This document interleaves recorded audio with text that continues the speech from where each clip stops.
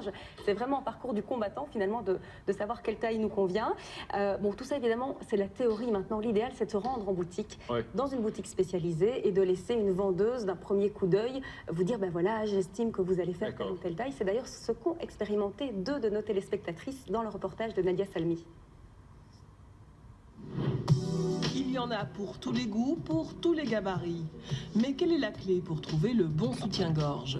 Sur l'étiquette, la taille a des allures de code secret. Un chiffre et une lettre, de quoi se perdre si l'on n'est pas connaisseur. Ben donc ici, en fait, tout se fait à l'œil. Vous ne mesurez pas de mètre. Je ne mesure pas, donc je regarde. Si ça vient juste un peu entrouvrir votre veste. Ariane et Brigitte aimeraient savoir si elle porte la bonne taille. 2 secondes plus tard, la vendeuse rend son verdict. Là, je suis partie sur un 95B. Oui, c'est ça que je mets maintenant. Moi, chez vous, j'irai sur un 90D. 90. C'est ce que je porte là, en tout cas. Erika Bouchéi a vu juste, sans mettre ruban ni calcul savant. Mais avant de partir pour l'essayage, un point sur les agrafes s'impose. L'idéal, c'est de vendre un soutien qui se ferme au milieu. Au milieu, et donc voilà, ça permet que justement, si on gonfle un peu, on pourra un peu relâcher pour qu'il soit un peu plus grand. Et si on maigrit un peu, on peut quand même le resserrer. Après la théorie, la pratique.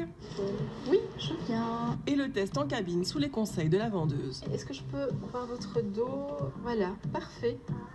Comme ceci, les bretelles, c'est bien. Parfait, très très bien.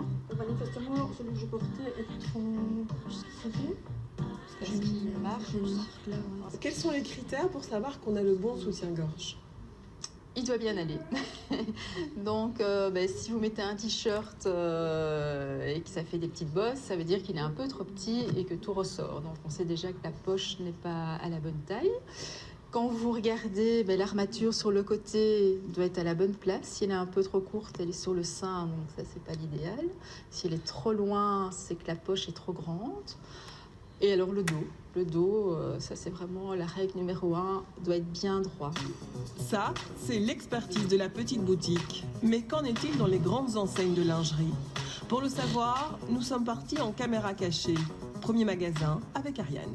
Plutôt alors un 100D. Donc le 100 c'est le tour de la taille et la possibilité. 100D, alors que sa taille, c'est 90D. Le modèle se révèle vite trop grand. Je vous le donne le 95 peut-être, juste pour voir la différence. Ici, c'est l'essayage qui compte et il en faudra plusieurs. Elles ont une base et puis elles vont à tâtons. On essaye, puis on essaye, puis on essaye, un peu plus grand, un peu plus petit, etc. Donc le conseil, c'est pas vraiment un conseil. Dans le second magasin, on prend aussi les mensurations de Brigitte. 95B, la taille est bonne, mais en cabine, ça cafouille malgré tout. Regardez, vous me dites que c'est aplati. Pourtant non, voyez. Oui, mais vous avez de la place. Ça va pas non plus que quand ça baille comme ça. Peut-être c'est la couleur. Quand j'ai vu comme ça le premier abord, c'était vraiment parfait. Maintenant que vous bougez, ça va ici, la dentelle. Essayez l'autre. L'expérience d'aujourd'hui confirme que changer de boutique, c'est pas évident pour trouver la bonne taille, le bon modèle. Par contre, aller dans une bonne boutique, là on ne doit pas hésiter, on essaye et c'est bon. Reste un problème, la différence de prix très importante. Preuve que la qualité se ressent sur la peau et dans le porte-monnaie. Voyez, si j'ai bien compris, pour trouver des conseils personnalisés, il vaut mieux aller dans une boutique spécialisée plutôt que d'aller dans des chaînes de magasins.